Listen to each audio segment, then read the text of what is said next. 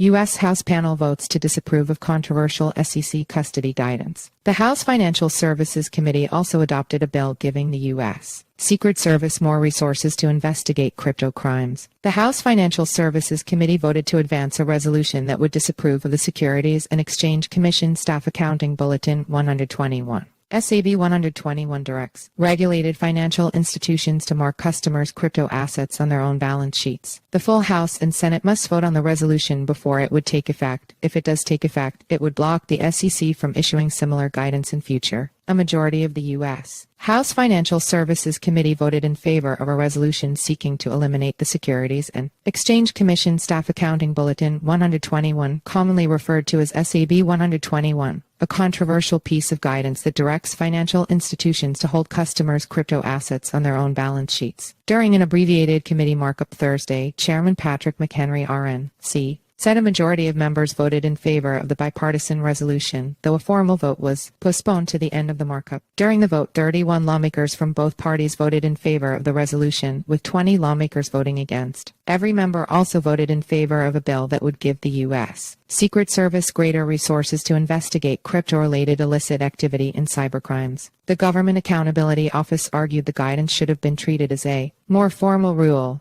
meaning it should have gone through a different approval process. The GAO review did not change the bulletin's effects. Rep. Michael Flood Arnab, one of the resolution sponsors, said his issue with the guidance is that it prevents banks from effectively ever custodying digital assets. The end result is that banks must choose to either custody digital assets, thus inflating their balance sheet and severely affecting every other line of business, or stay entirely out of the market. That's not much of a choice at all, he said. This is an especially acute issue given the recent SEC approval for spot Bitcoin exchange-traded funds ETFs, he said. The main custodians for existing ETFs, Coinbase, Gemini, Fidelity, and BitGo, are non-banks. Rep. Maxine Waters, DeCalif, the ranking member on the House panel, took a less sympathetic stance toward the crypto industry, saying the guidance was offered by SEC staff to provide industry with the clarity they asked for. She pointed to FTX's 2022 collapse as an example of why there should be greater guidance for custodians. More importantly, she pointed to a quirk of the Congressional Review Act that overturning the guidance would block the SEC from returning to the topic in future. The Congressional Review Act lets Congress effectively erase recently approved rules from federal regulators. If the lawmakers advance the rejection of the SEC's accounting policy through the committee, it would then head toward a potential floor vote in the House. An approval in the House would still have to be matched in the Senate before the policy would formally be scrapped, and the chamber hasn't yet shown any signs of movement on the Securities Agency's controversial bulletin. Cynthia Lummies RYO introduced the Senate counterpart to the House resolution in her chamber. Rep. Wiley Nickel DNC, another sponsor of the resolution, echoed his Nebraska counterpart in saying the guidance prevented banks from custodying digital assets, but argued this is actually more harmful for crypto investors. Whether you support crypto or not, you should want the most heavily regulated financial institutions, he said. They're experts in custodial banking to safeguard assets. Otherwise, people will have to turn to riskier, unregulated options, putting both consumers and the financial system at risk. We're seeing this issue with SAB 121 play out in real time. SEC spokespeople did not immediately return a request for comment. Cybercrime. Lawmakers also debated another bill, the Combating Money Laundering and Cybercrime Act, that would grant the U.S. Secret Service greater resources to investigate cybercrimes, including crypto involvement. Rep.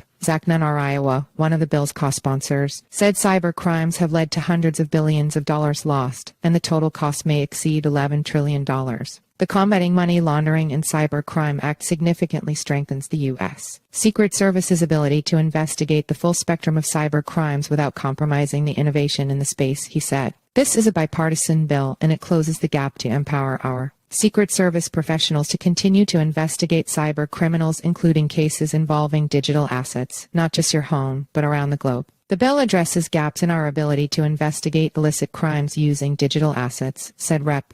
Gregory Meeks DNY, one of the effort's backers, as financial criminals increasingly, persistently look to utilize digital assets in this work. This legislation allows us to better equip those investigating and preventing it. The bill allows us to better address threats from nations like and including Russia and North Korea, Meeks said, by expanding the scope of U.S. Secret Service investigations and bringing digital assets in line with other fungible property used to commit crimes. What this bill does, it brings another element of protection and defense in line with the 21st century. though McHenry said he hoped to begin votes by 12:30 p.m.